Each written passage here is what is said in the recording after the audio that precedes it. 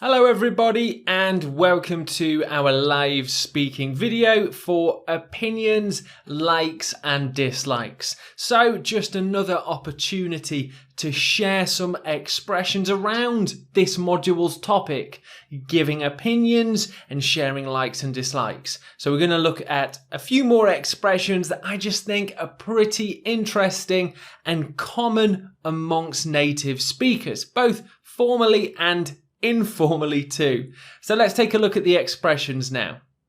We have "it's sick," definitely very informal. Loathe, detest, more formal. That's what I'm talking about. A really interesting expression to use. On second thoughts. And the last bit of language, pet hate. Quite an interesting idiom there, pet hate. So these are all commonly used by native speakers. Therefore, I think it's super worthwhile that we take a look at them in a bit more detail and see some examples too. So without further ado, let's jump into the live speaking video. Okay, the first expression we're going to look at today is "it's sick" or just sick. Saying something is sick. Now, it sounds quite rude and actually it's very, very informal. It's actually an idiomatic expression and strangely enough, it sounds like if we say something, an event, object, action, even a person, if we describe them as sick or if we say we really like something, it's sick, it sounds like we're saying that something's actually bad, when in fact, it's completely the opposite. It's very much an informal bit of slang used amongst generally much younger people across native speaking English backgrounds. So for example, I could say, "Oh, I love surfing, it's sick." It means that I just really enjoy that sport. Or I could say, "Surfing is sick." Which sounds quite strange, but it's a really common expression amongst native speakers, especially under a certain age range of, say, 35, 30. It's commonly used by younger people to express they like something. We can also say that people are sick too, and it's almost bordering on sounding a little bit rude, but just remember that it is informal. Barack Obama, he was a sick president. Barack Obama is sick, meaning that he's a great person. This is something that I would be a little bit careful to use and maybe just use it only in really informal situations with people you are very comfortable with and know. Sick.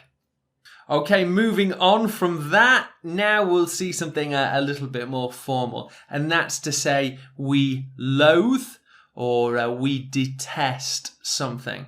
Now, it's very much the extremes of dislike, and it's quite more formal in sound as well. It sounds a little bit more academic, less chatty. I absolutely loathe windy weather. I hate it. I absolutely detest the beach. I don't like going to the beach.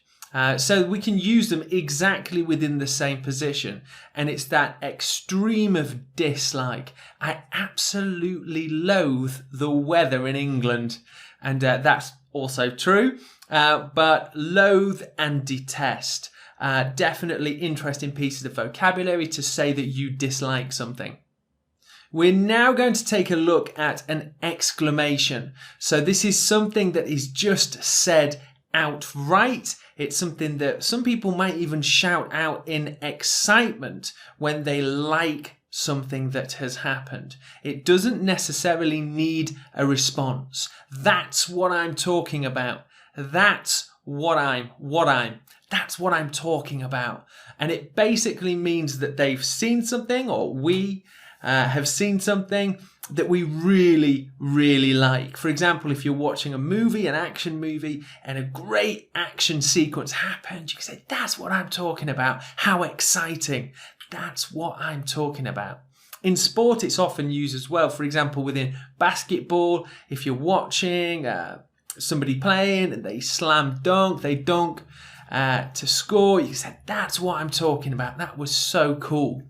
It's very colloquial and generally, quite an informal thing to say, but it's expressing your opinion that you like something and you're saying, this is something cool, this is something that I like. That's what I'm talking about. This next expression is an opening phrase that we can use when we begin speaking, and it means that we've reflected on either our opinion or our decision, and that is on second thoughts. And it basically means maybe you've heard some more information and you have changed your mind.